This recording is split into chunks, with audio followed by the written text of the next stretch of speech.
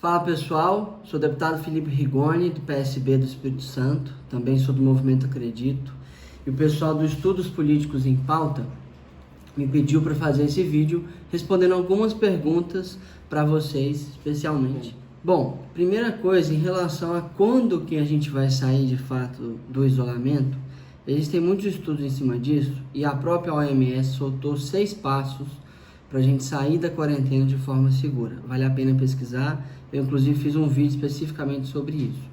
Já em relação à educação, que é o assunto central aqui da pergunta, de fato, o abismo, a desigualdade entre escolas privadas e escolas públicas aumentou e aumentou muito nesse momento.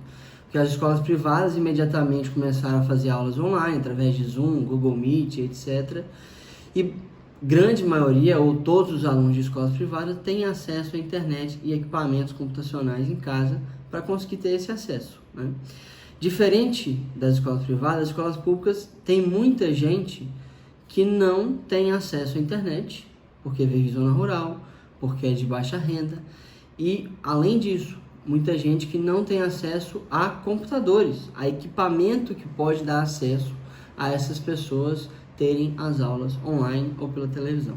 E tem algumas coisas que podem ser feitas para mitigar esse problema. Primeiro, é fazer um canal de TV para os professores darem as aulas, né?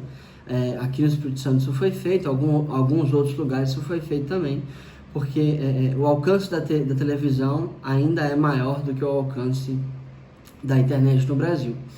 Mas segundo, e talvez bem importante, é você disponibilizar a aula online, mas dando acesso aos alunos à internet. Ou seja, você contrata os dados com as operadoras para os alunos, né? Você paga o dado utilizado para as aulas para que os alunos tivessem, né? Para que eles tenham acesso à internet nesse momento. E para o caso das pessoas que não têm acesso a equipamentos, tem algumas cidades, inclusive, que estão fazendo isso no Brasil, você pode alugar esses equipamentos temporariamente e disponibilizar para esses alunos terem acesso às aulas online. Tem um outro detalhe muito importante, que é o seguinte: você precisa treinar os professores para esse novo mundo remoto, né? Porque eles são acostumados e bem preparados para aulas presenciais. Aula online é bem diferente, então você também tem um desafio, não só do lado do aluno, acesso ao computador, internet, etc., mas do lado do professor, né? Porque ele precisa também estar formado para fazer isso. Dado essas medidas que eu disse, de qualquer maneira, é muito importante que a gente consiga adiar o Enem por alguns meses, para que a gente tenha tempo de corrigir pelo menos essa desigualdade gerada esse ano. É lógico que a desigualdade total não vai ser corrigida, mas pelo menos terminar esse ano letivo antes de completar o Enem seria muito importante, e por isso nós estamos na luta para o adiamento do Enem.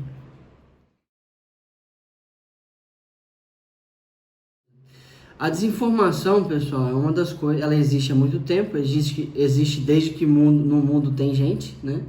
Só que nós estamos vendo uma intensidade, um volume na disseminação da desinformação que está afetando muito todas as nossas vidas. Isso afeta a saúde das pessoas, porque elas acreditam em coisas erradas. Isso afeta as democracias. Isso afeta, inclusive, os níveis de violência que existem nos países. Tem muitos estudos que mostram isso. E o nosso projeto ele tem 3 grandes eixos, eu vou tentar resumi-lo aqui, que é para a gente conseguir combater não apenas quem é que produz a fake news. Isso pode ser feito através do lado criminal, mas combater sim o efeito que as fake news, que a desinformação causam nas pessoas. São 3 eixos. Primeiro, transparência. Ou seja, as plataformas, Facebook, Instagram, Twitter, etc., precisam ter transparência em todas as ações que eles já fazem no combate a fake news e numa série de ações, como, por exemplo, os conteúdos patrocinados. E dessa maneira nós vamos empoderar a sociedade para entender melhor por que e quais são as coisas que de fato estão chegando para eles e por que cada patrocínio, cada publicação chegou em cada pessoa. O segundo eixo é um eixo muito pouco falado, mas para mim muito importante, que é o combate a disseminadores artificiais. Como eu disse, o problema não é a fake news em si, o problema é a disseminação dela, que está em larga escala. Isso é feito essencialmente através de robôs, disseminadores artificiais. E nós, no projeto, vedamos a existência de disseminadores artificiais não rotulados, ou seja, aqueles robôs que se passam por pessoas, né? E aí, com isso, você vai reduzir muito a intensidade da disseminação das fake news no Brasil, e a gente dá uma série de salvaguarda para, por exemplo, ativistas que acabam usando nomes diferentes nas suas contas, para os robôs do bem, que são aqueles robôs utilizados por governos, empresas para atender os seus clientes, mas a gente consegue dar uma baita de uma solução para esses robôs que são utilizados para disseminar fake news. E terceiro são as medidas corretivas. O que são isso? São medidas que você utiliza para informar a pessoa que ela teve acesso, ela teve contato com uma desinformação. Então isso aconteceu inclusive em posts do presidente da República nas últimas semanas. Você rotula um post, depois dele ser verificado por uma agência de verificação de fatos, você consegue rotular esse post como possivelmente desinformação e avisa todo mundo que teve contato com esse post que elas tiveram contato com a desinformação, disponibilizando a elas o link para quem verificou esse post e naturalmente o link para a informação correta. Com esses 3 eixos, a gente acredita que a gente consegue não combater quem produz a desinformação, que isso deve ser feito, mas no âmbito penal, mas sim o efeito que a desinformação causa nas pessoas.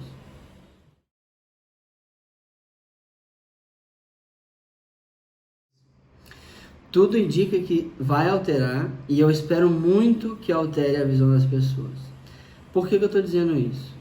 Porque nós estamos percebendo cada vez mais, especialmente no momento desta pandemia, que o SUS ele é muito importante e que a ciência é ainda mais importante, né?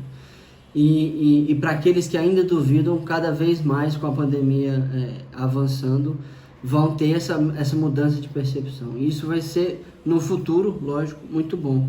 Porque o SUS, pessoal, ele tem grandes vantagens. Ele fez, né? A gente tem o maior programa de transplante de órgãos do mundo, o maior programa de vacinação do mundo.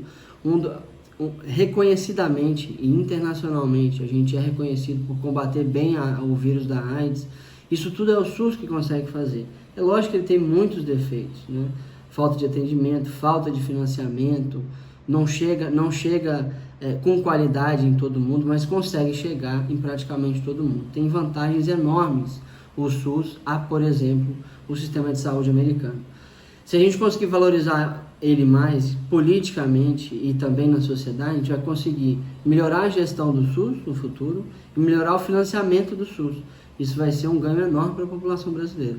Pelo lado da ciência, a gente está começando a perceber que coisa que eu e muitas outras pessoas já valorizavam, mas que não há como a gente encontrar soluções para problemas como esse fora da ciência. É a ciência que vai ter que dar soluções. E para a ciência dar essas soluções, ela precisa de financiar as pesquisas, né? Então a gente precisa de algumas coisas nesse sentido, né? Previsibilidade dos recursos, ou seja, não é o governo federal, os estaduais que tem que financiar toda a ciência no Brasil, mas eles têm que financiar uma boa parte delas e manter esses recursos minimamente previsíveis, porque a ciência ela também é de longo prazo. E a gente também fazer uma série de estímulos, e eu tenho estudos nesse sentido no meu gabinete, para que a gente consiga incentivar o que a gente chama de universidade empreendedora, né? A universidade que, junto com o setor privado, junto com o governo, consegue dar soluções práticas para os nossos problemas. Isso vem financiamento privado, financiamento público e uma grande coordenação entre governo, universidades e o mercado. Eu tenho muita esperança e vou trabalhar muito para que isso aconteça.